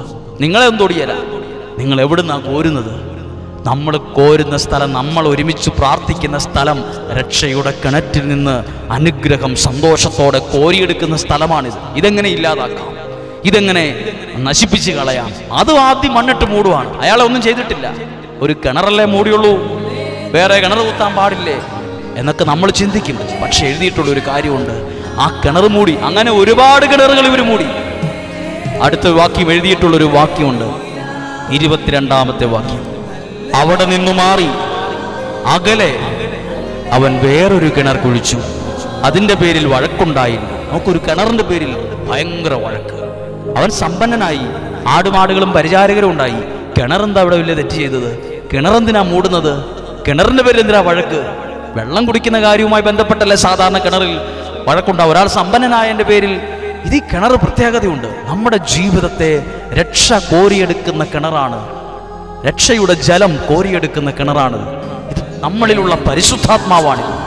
ഇത് മൂടാനാ ലോകം ശ്രമിക്കുന്നത്, ആളുകൾ ശ്രമിക്കുന്നത്, അസൂയാലുക്കൾ ശ്രമിക്കുന്നത്, ശത്രുക്കൾ ശ്രമിക്കുന്നത്, എന്തിനു കൂടെയുള്ളവർ പോലും ശ്രമിക്കുന്നത് ഈ കിണർ മൂടാനാണ്. ഈ കാണിച്ച കാട്ടായങ്ങളെല്ലാം ഈ കിണർ മൂടാനുള്ള കളിയാണ്. കിണർ മൂടിയാൽ പ്രശ്നം തീരുമെന്നാണ്. പക്ഷെ എഴുതിയിട്ടുണ്ട്, അവൻ കിണർ എന്തു ചെയ്യും? 22 അവൻ വേറൊരു കിണർ കുഴിച്ചു, അതിൻ്റെ പേരിൽ വഴക്കുണ്ടായില്ല. പ്രിയപ്പെട്ടവരെ, നമുക്ക് എവിടെയെല്ലാം എന്തൊക്കെ നഷ്ടങ്ങൾ ഉണ്ടായാലും കിണർ മൂടി അത് ചെയ്തു ഇത് ചെയ്തു എന്ന് വിചാരിച്ച് വിഷമിച്ചിരിക്കരുത്, തളർന്നും തകർന്നും ഇരിക്കരുത്. മറ്റൊരു കിണർ കുഴിക്കണം. അത് നമ്മൾ ചെയ്യുന്ന പ്രാർത്ഥനയും നമ്മൾ ചെയ്യുന്ന ഉപവാസവും നമ്മൾ ചെയ്യുന്ന ദൈവത്തോടുള്ള ബന്ധവും ആത്മാവിനെ നിറയാനുള്ള ആഗ്രഹമൊക്കെ നമ്മൾ കുഴിക്കുന്ന ചില കിണറുകളാണ്. അവിടെ നിന്നാണ് നമ്മുടെ വളർച്ചയുള്ളത്, ജീവനുണ്ടാകുന്ന. ഈ ശത്രുക്കൾ ഒരു കാര്യം മനസ്സിലാക്കി കേട്ടോ, ശത്രുക്കൾ മനസ്സിലാക്കുക, ഇവൻ ഈ കിണറിൽ നിന്ന് വെള്ളം കോരിയിട്ടാണ്. ഈ കിണറുമായി ബന്ധപ്പെട്ട ഇവൻ്റെ വളർച്ച, ഇവൻ്റെ ഉയർച്ച, ഇവൻ്റെ സമൃദ്ധി, ഇവൻ്റെ പരിചാരകർ, വേലക്കാർ, ഇതേയൊരു സമ്പത്ത് ഇവനുണ്ടായി. ഇതൊന്നും ഇല്ലായിരുന്നല്ലോ, ഇത് മരുഭൂമിയായിരുന്നു. ഒരു ഗതിക്ക് പരഗതി ഇല്ലാതിരുന്ന ആളാണ് ഇസഹാക്ക്. ഒരു സമയത്ത് ആ പട്ടിണിയും ദാരിദ്ര്യം ഉണ്ടായിരുന്ന സമയത്ത് ജീവിച്ച ആളാണ്. ഇവൻ എങ്ങനെ ഇത്രയായി? ശത്രുക്കൾ പോലും മനസ്സിലാക്കി കിണറാണ് ഇവൻ്റെ വളർച്ചയുടെ, ഇവൻ്റെ ഉയർച്ചയ്ക്ക്. ജീവിതത്തിൽ രക്ഷയുടെ കിണറുണ്ട്. അത് ചിലപ്പോൾ ഞാനും നിങ്ങളും എന്നും പ്രാർത്ഥിക്കുവാൻ പോകുന്ന ദേവാലയം, ഞാനിരിക്കുന്ന എൻ്റെ പ്രാർത്ഥനാ മുറി, ഞാൻ കേൾക്കുന്ന ദൈവത്തിൻ്റെ വചനം, ഇതെല്ലാം രക്ഷയുടെ കിണറാണ്. അത് മൂടാൻ സമ്മതിക്കരുത്. അത് മൂടാൻ ഒരുപാട് പേരുണ്ട്. അത് മൂടിയാൽ നമ്മളുടെ ജീവിതത്തിലെ നന്മകൾ നിന്നുപോകും.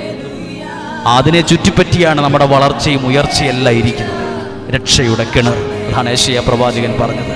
രക്ഷയുടെ കിണറ്റിൽ നിന്ന് ഞാൻ സന്തോഷത്തോടെ ജലം കോരിയെടുക്കും. പ്രിയപ്പെട്ടവരെ, നിങ്ങൾക്കും ഈ ഒരു ആത്മീയ നിറവ് ലഭിക്കട്ടെ. ഈ പരിശുദ്ധാത്മാവിനെ നിങ്ങൾക്ക് കിട്ടട്ടെ. ഈ ബോധ്യം നിങ്ങളിൽ ഉണ്ടാകട്ടെ. പരിശുദ്ധാത്മാവ് നിങ്ങളിൽ വളരട്ടെ. ദൈവത്തിൻ്റെ ഇടപെടൽ. നമുക്ക് എത്രയോ കാറ്റുകളെ കുറിച്ച് കേട്ടു. ലോകത്ത് നമ്മൾ മീഡിയയിലൂടെ കാണുന്ന കൊടുങ്കാറ്റ് ആ രാജ്യത്തടിച്ചു. അങ്ങനെ ഒരു കാറ്റ്, ഓരോ കാറ്റിനും ഓരോ പേരൊക്കെ ഉണ്ട്. ആ കാറ്റ് പോലത്തെ കാറ്റല്ല ഇത്. ഇത് കൊടുങ്കാറ്റാണേലും ഒരോട് പോലും പറപ്പിച്ചുകൊണ്ട് പോയില്ല. ഒരു മരം വീണ് അവരുടെ വീട് തകർന്നില്ല. അവരുടെ വീടിനെ നിറയ്ക്കുന്ന കാറ്റ് നിങ്ങളുടെ മേൽ ദൈവം അയക്കട്ടെ. സമാധാനത്തിന് തടസ്സമായി നിൽക്കുന്ന കാര്യങ്ങൾ, ഉയർച്ചയ്ക്ക് തടസ്സമായി നിൽക്കുന്ന കാര്യങ്ങളെല്ലാം മാറ്റുന്നൊരു കിഴക്കൻ കാറ്റ് നിങ്ങളുടെ മേൽ വീശട്ടെ. ഒക്കെ മാറിപ്പോകുന്ന, വിടുതലുണ്ടാക്കുന്ന ഒരു നല്ല കാറ്റ് നിങ്ങളുടെ മേൽ വീശട്ടെ. പ്രിയപ്പെട്ടവരെ, ഈ വചനങ്ങൾ നിങ്ങൾ മനസ്സിലാക്കാതെയും കേൾക്കാതെയും അറിയാതെയും പോകരുത്. ഇത് ജീവിതത്തെ ചലിപ്പിക്കുന്ന കാറ്റാണ്. ബൈബിൾ തുടങ്ങുന്നത് തന്നെ വെള്ളത്തിൻ്റെ മീതെ ദൈവത്തിൻ്റെ ചൈതന്യം ചലിച്ചു നിന്നു എന്നാണ്. അതിന് താഴെ ഒരല്പം സ്പേസ് ഇട്ടിട്ടാണ് എഴുതിയിട്ടുള്ളത്. എന്തൊക്കെ എഴുതിയിട്ടുള്ളതെന്നറിയാമോ? ദൈവം അരുളി ചെയ്തു, വെളിച്ചമുണ്ടാകട്ടെ. വെളിച്ചമുണ്ടായി. വെളിച്ചം നല്ലതെന്ന് ദൈവം കണ്ടു. അവിടുന്ന് വെളിച്ചത്തെ ഇരുളിൽ നിന്ന് വേർതിരിച്ചു. ദൈവം അരുളി ചെയ്തു, ജലമധ്യത്തിൽ ഒരു വിധാനം ഉണ്ടാകട്ടെ. എല്ലാം ഉണ്ടായത് ഈ പരിശുദ്ധാത്മാവിൻ്റെ ചലനത്തിൻ്റെ താഴെയാണ്. പരിശുദ്ധാത്മാവിൻ്റെ ചലനം, ദൈവത്തിൻ്റെ ചൈതന്യം ചലിച്ചതുപോലെ നിങ്ങളുടെ കുടുംബങ്ങളിലും ദൈവത്തിൻ്റെ ചൈതന്യം ചലിക്കും. നിങ്ങളുടെ തീരുമാനങ്ങളിൽ ഈ ചലനമുണ്ടാകും. നിങ്ങളുടെ ജീവിത മാർഗങ്ങളിൽ ഈ ചലനമുണ്ടാകും. നിങ്ങളുടെ വരുമാനങ്ങളിൽ ഈ ചലനം ഉണ്ടാകുമ്പോഴേ എന്തേലുമൊക്കെ ഉണ്ടാവൂ. ഈ ചലനമില്ലാത്തടത്ത് ഒന്നും ഉണ്ടാകുകയില്ല. എല്ലാം പല വഴിക്കായിപ്പോവും. എന്തേലുമൊക്കെ ഉണ്ടാകട്ടെ ഉണ്ടാകട്ടെ എന്ന് പറഞ്ഞാൽ പോരാ. ഉണ്ടാകട്ടെ എന്ന് പറയുമ്പോൾ ഉണ്ടായെങ്കിൽ അതിൻ്റെ മുകളിൽ കാണാം ദൈവത്തിൻ്റെ ചൈതന്യം ആക്റ്റീവായി ചലിച്ചുകൊണ്ട് നിന്നത്. ദൈവത്തിൻ്റെ ചൈതന്യം ഇതാ നിങ്ങളുടെ കുടുംബത്തിലും ഇപ്പോൾ ചലിക്കുന്നുണ്ട്. അത് നിങ്ങളിൽ ഒരുപാട് കാര്യങ്ങൾ ഇല്ലാത്തതിനെ ഉണ്ടാക്കും. ഇന്നുവരെ ഇല്ലായിരുന്നു, പക്ഷേ ഈ ചൈതന്യത്തിൻ്റെ താഴെ ഒരുപാട് കാര്യങ്ങൾ ഉണ്ടാകും. അങ്ങനെയാണ് ഭൂമി മനോഹരമായത്. ഈ ചലനത്തിലാണ് ഭൂമി മനോഹരമായത്. എല്ലാം നല്ലതാണെന്ന് ദൈവം കണ്ടു, എല്ലാം സൃഷ്ടിച്ചു. ഈ ചൈതന്യം, പ്രിയപ്പെട്ടവരെ, നിങ്ങളുടെ ജീവിതത്തിൽ ഈ ചൈതന്യം നിറഞ്ഞു നിൽക്കട്ടെ. ഈ വചനങ്ങൾ നിങ്ങൾ അനേകരിലേക്ക് ഇത് കൊടുക്കണം. ഈ വചനങ്ങൾ അനേകരോട് വായിക്കാൻ പറയണം. ഈ സന്ദേശം നിങ്ങൾക്ക് പറ്റുന്നിടത്തോളം ആളുകളിലേക്ക് നിങ്ങൾ എത്തിക്കണം. അത് നിങ്ങളാൽ കഴിയുന്നൊരു കാര്യമാണ്, ഉപകാരമാണ്. നിങ്ങളത് ആ വചനം കേൾക്കാൻ അവരോട് ആവശ്യപ്പെടണം. അപ്പോൾ അവരും അനുഗ്രഹിക്കപ്പെടും. അതിൻ്റെ അനുഗ്രഹം നിങ്ങൾക്കും ലഭിക്കും. ജോബ് തൻ്റെ സഹോദരന്മാർക്ക് വേണ്ടി പ്രാർത്ഥിച്ചപ്പോൾ അവൻ്റെ ഐശ്വര്യം പോയി എന്നല്ല, അവൻ്റെ ഐശ്വര്യം ഇരട്ടിയായതാണ് എഴുതിയിട്ടുള്ളത്. അവൻ്റെ ഐശ്വര്യം പോയി, അവൻ്റെ ജീവിതം പോയി. വേറൊരാൾക്ക് വേണ്ടി പ്രാർത്ഥിച്ചാൽ എൻ്റെ അഭിഷേകം പോകും, എനിക്ക് ബന്ധനം വരുമെന്നാണ് പലരും പറയുന്നത്. പക്ഷെ മറ്റൊരാൾക്ക് വേണ്ടി പ്രാർത്ഥിക്കുമ്പോൾ നിന്റെ ഐശ്വര്യമാണ് വർദ്ധിക്കുന്നത്, നിന്റെ നന്മയാണ് വർദ്ധിക്കുന്നത്. നീയാണ് അതിലൂടെ ഒരു പടി കൂടി അനുഗ്രഹിക്കപ്പെടുന്നത്. നീ കേട്ട ഈ വചനം, നിങ്ങൾ കേട്ട ഈ വചനം, പ്രിയരെ, നിങ്ങൾ കേട്ട ഈ വചനം നിങ്ങളുടെ സുഹൃത്തുക്കൾ, കുടുംബക്കാർ, സഹോദരങ്ങൾ, മക്കൾ, ജീവിത പങ്കൾ എന്നിവരുടെ ആ ഫോണിലേക്ക് നിങ്ങൾ അയച്ചു കൊടുക്കുക. അവരോട് താഴെ എഴുതി കൊടുക്കുക. ജസ്റ്റ് ഈ വചനം ഒന്ന് കേൾക്കണം, മുഴുവനായി കേൾക്കണം. നിങ്ങൾ അനുഗ്രഹിക്കപ്പെടുമെന്നത് എഴുതി വച്ച് 100% സത്യമാണ്. നിങ്ങൾ അനുഗ്രഹിക്കപ്പെട്ടിരിക്കും. ഇത് എഴുതി വെച്ചോ, നിങ്ങളുടെ ബുക്കിൽ, നിങ്ങളുടെ ഡയറിയിൽ എഴുതി വെച്ചോ, മറക്കാനാവാത്ത വിധം ഈ വചനത്തിലൂടെ നിങ്ങൾ 100% അനുഗ്രഹിക്കപ്പെട്ടിരിക്കും. നിങ്ങളുടെ ജീവിതത്തിൽ ദൈവത്തിൻ്റെ ചലനം ഉണ്ടായിരിക്കും. പരിശുദ്ധാത്മാവേ, ഞങ്ങളിൽ നിറയണമേ എന്നൊരു നിമിഷം പ്രാർത്ഥിക്കുന്നു. പരിശുദ്ധാത്മാവേ, ഞങ്ങളിൽ നിറയണമേ. ഒന്ന് പ്രാർത്ഥിക്കാം. പരിശുദ്ധാത്മാവേ, ഞങ്ങളിൽ നിറയണമേ. പരിശുദ്ധാത്മാവേ, ഞങ്ങളിൽ നിറയണമേ. ഒരു നിമിഷം സ്തുതിച്ച് പ്രാർത്ഥിക്കുന്നു. Hallelujah, hallelujah, hallelujah. പരിശുദ്ധാത്മാവേ, ഞങ്ങൾ നിറയണമേ. പരിശുദ്ധാത്മാവേ, ഞങ്ങളെ ശക്തീകരിക്കണമേ. ഞങ്ങളുടെ ജീവിതത്തിൻ്റെ മുമ്പിൽ അടഞ്ഞ വഴികളെ പരിശുദ്ധാത്മാവേ മാറ്റണമേ. ജീവനുണ്ടാകുന്ന കാറ്റ് ഞങ്ങളുടെ മേൽ അയക്കണമേ. ഈ കാറ്റിനെ ഞങ്ങളിലേക്ക് അയക്കണമേ, ഞങ്ങളുടെ കുടുംബത്തിലേക്ക് അയക്കണമേ, ഞങ്ങളിലേക്ക് അയക്കണമേ. പരിശുദ്ധാത്മാവേ നിറയണമേ. പരിശുദ്ധാത്മാവേ നിറയണമേ. പരിശുദ്ധാത്മാവേ നിറയണമേ. പരിശുദ്ധാത്മാവേ നിറയണമേ. പരിശുദ്ധാത്മാവേ നിറയണമേ. പരിശുദ്ധാത്മാവേ നിറയണമേ.